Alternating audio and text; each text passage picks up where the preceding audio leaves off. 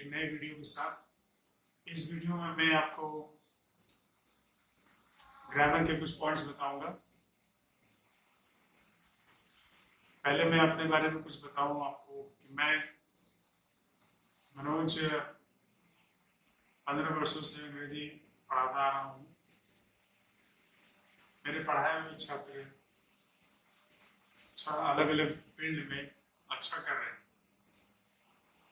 अंग्रेजी का महत्व तो सबको पता ही होगा। अंग्रेजी का महत्व बताने की आवश्यकता है। हमारे देश भारत में अंग्रेजी का महत्व बहुत ही ज्यादा है। तो अंग्रेजी भाषा पढ़ाना मेरा काम है और ये मेरा शौक भी है। तो आज इस वीडियो में मैं आपके सामने प्रस्तुत करने जा रहा हूँ और इस वीडियो में मैं पढ़ाने जा रहा हूँ simple present tense. Simple present tense है, ये टेंस का पहला टेंस होता है। इसका सिचुएशन किस स्थिति में ये इस्तेमाल किया जाता है। सिंपल प्रेजेंट टेंस जो है वो इस्तेमाल किया जाता है आदतों को बताने के लिए। आदत क्या चीज का होता है? आदत तो काम का होता है। काम होता है, काम की आदत होती है। जो काम नियमित तौर पर किया जाता है, कोई ना कोई नियम का पालन किया जाता है, उसे नियमित क्रियाएं कहते हैं, वही आदत होती है हमारी। तो वही आदतों को अंग्रेजी में कैसे बोला जाए, उसके लिए सिंपल प्रेजेंट टेंस का इस्तेमाल किया जाता है। सिंपल प्रेजेंट टेंस का फॉर्मूला होता है subject verb 1 oblique verb 5 plus other words. इसका मतलब ये हुआ कि हम लोगों को किसी सब्जेक्ट को चुनना है जिसके आदतों को बताया जाए। जैसे फॉर एग्जाम्पल मैं अपने आप को चुनता हूँ और मैं अपनी आदतों को बताना चाहता हूँ, तो मैं चुनूंगा और हिंदी के वाक्य के अनुसार अगर मैं बोलता हूँ तो मैं अंग्रेजी पढ़ाता हूँ, मैं व्यायाम करता हूँ, मैं अपने देश से प्यार करता हूँ, मैं अपने छात्रों को मोटिवेट करता हूँ, प्रोत्साहित करता हूँ कि वे अपने जीवन में कुछ करें, अच्छा करें। तो ये मेरी आदतें हैं। इसी प्रकार से किसी भी व्यक्ति की आदत बताया जा सकता है। ग्रामर में, अंग्रेजी भाषा के ग्रामर में सब्जेक्ट जो होता है बहुत ही इम्पोर्टेंट होता है। सब्जेक्ट क्या होता है? सब्जेक्ट वो नाउन या प्रोनाउन जिसके बारे में कुछ बात कही जाए उसे सब्जेक्ट कहते हैं। हिंदी में सब्जेक्ट का मतलब जो आप लोग सामान्यतः जानते हैं, हिंदी में सब्जेक्ट का मतलब विषय होता है। जैसे कि हम लोग विद्यालय में पढ़ते हैं तब सब्जेक्ट का मतलब विषय मैथ्स, साइंस, इंग्लिश, हिंदी ये सब विषय पढ़ते हैं। तो वही विषय है। उस विषय में हम लोग किसी विषय सब्जेक्ट को लेकर पढ़ते हैं। तो यहाँ पे हम लोगों को क्या करना है? पढ़ने के बजाय यहाँ पे चर्चा करना है, बातें करनी है उस सब्जेक्ट के बारे में। जैसे सब्जेक्ट हम लोग चुनते हैं अपने बारे में, तो हम अपने बारे में कुछ बताएंगे, तो मैं हिंदी में सब्जेक्ट चुनते हैं। उसी तरह से किसी भी व्यक्ति के बारे में, सब मान के चले कि हम अपने पापा के बारे में बताना चाहते हैं, तो मेरे पिताजी हम अपने सब्जेक्ट चुनेंगे और इसके बारे में मेरे पिताजी के आदतों के बारे में बताएंगे। जैसे मुझे मेरे पिताजी सुबह जल्दी उठते हैं, वो व्यायाम करते हैं, सुबह वो चाय पीते हैं, अखबार पढ़ते हैं, वो सुबह में टहलते हैं। कई प्रकार के उनके काम होते हैं जो उनकी आदत में शामिल हैं। तो इस तरह से हम किसी भी व्यक्ति का आदत बताना चाहते हैं तो सिंपल प्रेजेंट टेंस का प्रयोग करें। ये तो होगी हिंदी में कि हिंदी में आपको समझाने वाली बात, और आपको समझ में आ गया होगा कि सिंपल प्रेजेंट टेंस में किस प्रकार की बातें होती हैं। अब अंग्रेजी में इनको कैसे किया जाए? तो अंग्रेजी में करने के लिए अंग्रेजी में कुछ रूल्स बनाए गए हैं। जैसे अगर आपको बात करना है किसी भी सब्जेक्ट के बारे में, तो सबसे पहले सब्जेक्ट को इस्तेमाल करना है। जैसे अपने बारे में बात करना है तो आई बोलना है, और जिस व्यक्ति से बात कर रहे हैं तो सामने वालों को यू बोलना है। अगर किसी और के बारे में बात करना चाहते हैं तो या तो उसका आप नाम पकड़े या फिर नाम के बदले जिस शब्द का प्रयोग कर सकते हैं, जैसे कि सर्वनाम। अगर अपने पापा के बारे में बोलना चाहते हैं और उनके लिए सर्वनाम करना चाहते हैं तो पापा जो कि पुरुष है तो उनके लिए हम लोग ही का प्रयोग करें। अपनी माँ के बारे में बोलना चाहते हैं तो माय मदर बोल सकते हैं। अगर आपको बार बार अपनी माँ के बारे में कुछ बताना है तो उसके लिए सर्वनाम यूज करेंगे, प्रोनाउन, जिसको कहते हैं इंग्लिश में शी करेंगे। इसी तरह से हम लोगों को सब्जेक्ट का इस्तेमाल करना है, उनकी आदतों को बताना है। तो उनकी आदतों को बताने के लिए सबसे पहले समझना है कि काम का ही आदत होता है।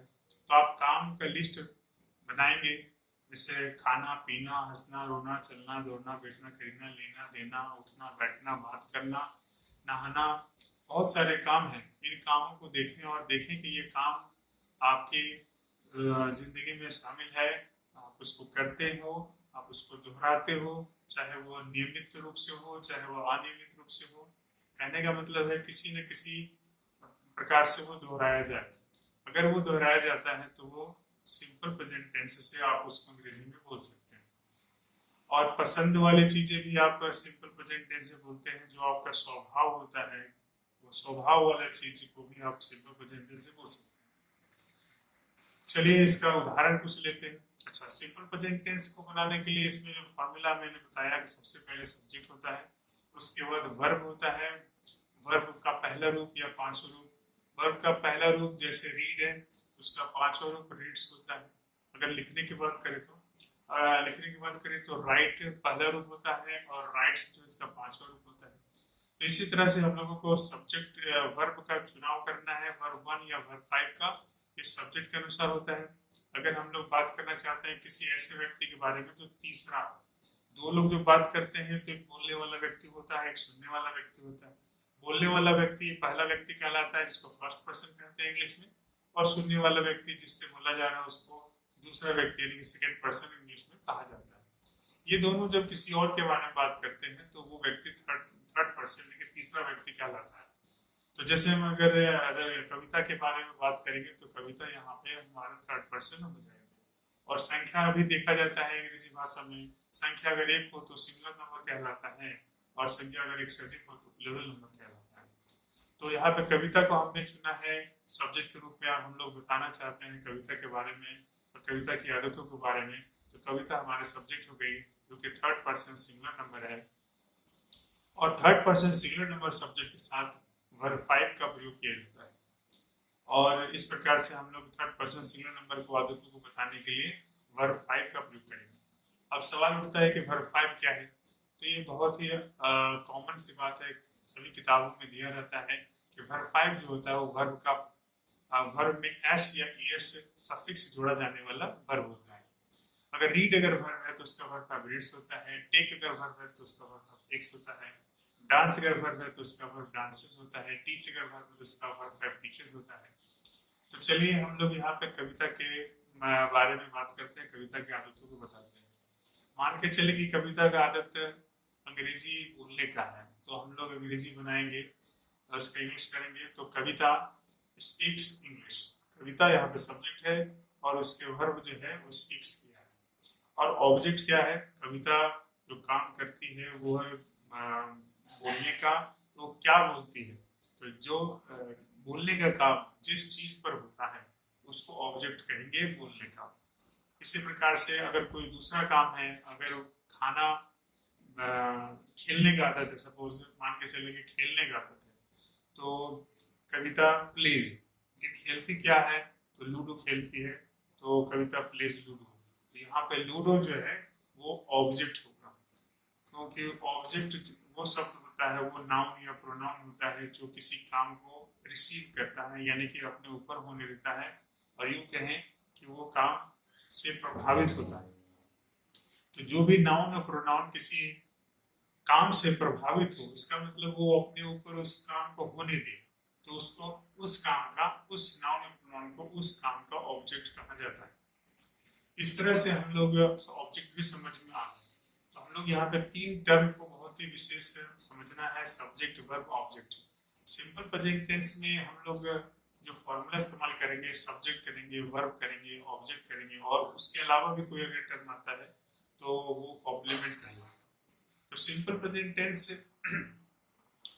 प्रेजेंट टेंस जो है वो आदतों को बताने के लिए किया जाता है। सब्जेक्ट को चुनते हैं हम लोग और उसके आदत को बताते हैं। तो हम लोगों ने सब्जेक्ट चुना है कविता को, तो कविता के अंग्रेजी बोलने की आदत हम लोगों ने बोला, तो अंग्रेजी बोलते हैं। तो कविता स्पीक्स इंग्लिश। कविता के दूसरे काम का आदत है सुबह में टहलने का, तो कविता वॉक्स। अब कब टहलती है? काम का, यहाँ काम के बारे में जानकारी लेना है। देखिए, वाक्य जो होता है वो सबसे जरूरी शब्द होता है वाक्य में क्रिया, यानी काम का होना। अगर काम नहीं तो बात नहीं, अगर काम होता है तो बात होता है, काम नहीं तो बात नहीं। यहाँ पे जो काम हो रहा है वो यहाँ पे टहलने का हो रहा है। तो टहलती है, तो कौन टहलती? कविता टहलती है। तो यहाँ पे सब्जेक्ट हो गया कविता, वॉक्स। और कब टहलती है? ये कविता के बारे में समय, काम का समय के बारे में पूछा जा रहा है। काम का समय यहाँ पे है सुबह में, इन द मॉर्निंग। इस तरह से हम लोग किसी भी प्रकार का जानकारी अगर लेना चाहते हैं काम से संबंधित तो हम लोग ले सकते हैं। काम का समय, काम का जगह, काम का तरीका, काम का ड्यूरेशन, जिससे काम का अवधि, कितनी देर तक कोई काम होता है उसको ड्यूरेशन कहते हैं इंग्लिश में। समय अवधि हिंदी में कहा जाता है। तो इस तरह से हम लोग काम के बारे में भिन्न भिन्न प्रकार का जानकारी वाक्य में भर सकते हैं और अपनी बात को विस्तार दे सकते हैं। तो ये होता है, इस तरह से हम लोग बात को करते हैं। तो सबसे पहले चुनते हैं सब्जेक्ट कविता, उसके बाद हम लोग बात करने के लिए वर्ब का चुनाव करते हैं, कौन सा काम लेंगे और कौन से काम का आदत है उसको लेते हैं। तो हम लोग कविता के बारे में बात करें तो कविता का खाना बनाने का आदत है, तो कविता कुक्स फूड। कविता का अंग्रेजी बोलने का आदत है, कविता स्पीक्स इंग्लिश। कविता कपड़े धोने का आदत है, तो कविता वॉशेस क्लोथ्स। कविता अखबार पढ़ने का आदत है, कविता रीड्स न्यूज़पेपर। यहाँ तो हम लोगों ने लिया कविता को सब्जेक्ट। अब हम अपने आप को सब्जेक्ट लेते हैं, तो अपने आप को सब्जेक्ट लेंगे तो अपने आप को आई कहेंगे अंग्रेजी के हिसाब से। तो मैं पढ़ता हूँ, आई रीड। मैं पढ़ाता हूँ, आई टीच। अच्छा, मैं क्या पढ़ता हूँ? मैं इंग्लिश पढ़ता हूँ, आई रीड इंग्लिश। मैं पढ़ाता हूँ, मैं क्या पढ़ाता हूँ? I teach English. मैं खेलता हूँ, आई प्ले। मैं क्या खेलता हूँ? मैं क्रिकेट खेलता हूँ, तो आई प्ले क्रिकेट। मैं अखबार पढ़ता हूँ, तो आई रीड न्यूज़पेपर। मैं अंग्रेजी में बोलता हूँ, तो आई स्पीक। अब किस में बोलता हूँ? अंग्रेजी में, इन इंग्लिश। इस तरह से हम लोग किसी भी सब्जेक्ट को चुनकर उसके बारे में बात कर सकते हैं। तो ये रहा सिंपल प्रेजेंट टेंस है, और ये था पॉजिटिव सेंटेंस। सेंटेंसेस जो होते हैं, वो वाक्य जो होते हैं उनके अलग अलग प्रकार होते हैं। तो जैसे ये तो पॉजिटिव सेंटेंस है, किसी के सामने हम लोग सकारात्मक बात कह रहे हैं। तो सकारात्मक बात कहने के लिए हम लोग जो फॉर्मूला इस्तेमाल करते हैं वो सब्जेक्ट होता है, उसके बाद वर्ब 1 या वर्ब 5 का प्रयोग करते हैं और हम लोग बात करते हैं। लेकिन जब हमारे मन में कुछ नकारात्मक बातें करने का है, हम लोग आदत को नकारना चाहते हैं, नहीं ऐसा कोई आदत नहीं है, तो भी हम लोग बात कर सकते हैं। उसके लिए हम लोगों को नेगेटिव सेंटेंस बनाना होगा। तो नेगेटिव सेंटेंस बनाने के लिए अंग्रेजी का रूल के हिसाब से हेल्पिंग वर्ब का प्रयोग करना है। हेल्पिंग वर्ब जो वर्ब होता है वो मेन वर्ब यानी कि जो काम होता है उसका हेल्प करता है समय बताने में। तो यहाँ पे हेल्पिंग वर्ब जो होता है डू या डज होता है। जब डू या डज का प्रयोग करेंगे तो यहाँ मेन वर्ब वर्ब बेस हो जाएगा। किताबों में, बहुत सारी किताबों में वर्ब बेस की जगह पर वर्ब 1 लिखा हुआ है, लेकिन ग्रामर में वर्ब बेस का विवरण है। वर्ब बेस होता है वो इंफिनिटिव का पार्ट होता है। इंफिनिटिव क्या होता है? टू वर्ब बेस इसका सिंबल होता है। अगर टू हटा दिया जाए तो वो जो वर्ब रह जाता है वो वर्ब बेस होता है, उसको हम लोग बेयर इंफिनिटिव कहते हैं। तो वो इस सिंपल प्रेजेंट टेंस में हेल्पिंग वर्ब का प्रयोग करने से वो वर्ब का प्रयोग होता है। इसका प्रयोग हम लोग नेगेटिव सेंटेंस बनाने में करते हैं। जैसे वो कविता के बारे में बात कर रहे हैं तो कविता अखबार पढ़ती है, तो कविता रीड्स न्यूज़पेपर। लेकिन कविता अखबार नहीं पढ़ती है, तो इसका अंग्रेजी बनाने के लिए हम लोग करेंगे कविता डज नॉट रीड न्यूज़पेपर। यहाँ पे हम लोगों ने डज का प्रयोग किया। डज का प्रयोग क्यों किया? डू या डज में से जब चुनाव करना है तो यहाँ पे डज किया। डज इसलिए किया कि कविता जो है वो हमारा सब्जेक्ट का प्रकार है, उसका थर्ड पर्सन सिंगुलर नंबर। जब सब्जेक्ट कोई थर्ड पर्सन सिंगुलर नंबर होता है तो उसके साथ वर्ब 5 का प्रयोग करते हैं। तो यहाँ चूंकि वर्ब 1 और डू या डज में से चुनाव करना है, तो यहाँ पे डू और डज में से वर्ब 5 है डज, क्योंकि इसमें एस या यस का वर्ब 5 वो वर्ब होता है जिसमें एस या यस सफिक्स एंड में ऐड होता है। तो यहाँ डज में भी ईएस जुड़ा हुआ है, तो ये है वर्ब 5।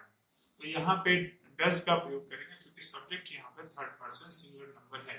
ये तो मैंने आपको पहले ही बता दिया है कि third person singular number subject है तो उसमें वर्ब फाइव का प्रयोग करते हैं। तो डू डज में से डज जो है वो वर्ब फाइव है और ये प्रेजेंट को दर्शा रहा है। अब काम दर्शाने के लिए मेन वर्ब आएगा, तो काम हमारा है यहाँ पे पढ़ने का। तो यहाँ पे करेंगे हम लोग कविता डज नॉट रीड, और ऑब्जेक्ट क्या है, क्या नहीं पढ़ना है तो पढ़ती है, तो वो है अखबार, यानी कि कविता डज नॉट रीड न्यूज़पेपर। इस तरह से हम लोग नेगेटिव सेंटेंस बनाएंगे। तो जैसे हम इसी बात को अगर मैं अपने पर लूँ कि अगर मैं अखबार नहीं पढ़ता हूँ तो अंग्रेजी करेंगे तो I do not read newspaper. इस तरह से हम लोग किसी भी सब्जेक्ट को चुन लेते हैं। जैसे मेरे पापा के बारे में बात करें तो अगर वो मेरे पापा अखबार पढ़ते हैं, मेरे पापा का अखबार पढ़ने का आदत है, तो मैं बोलूँगा माय फादर रीड्स न्यूज़पेपर। पापा का अगर अखबार पढ़ने का आदत नहीं है तो मैं बोलूँगा my father does not read newspaper. इस तरह से हम लोग पॉजिटिव और नेगेटिव सेंटेंसेस बनाकर हम लोग किसी भी व्यक्ति से सिंपल प्रेजेंट टेंस में बात कर सकते हैं, अपनी आदतों को बता सकते हैं।